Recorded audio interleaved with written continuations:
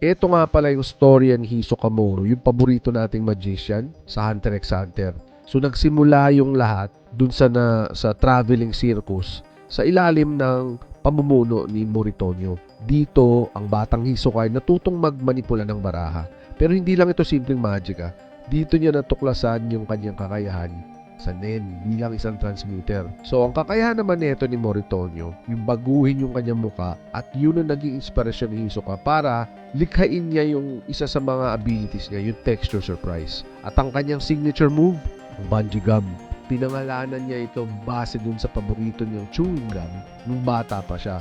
So, isa itong matamis na alaala para sa isang mapanganib na kapangyarihan. Pero ang entablado ng circus ay hindi naliligtas.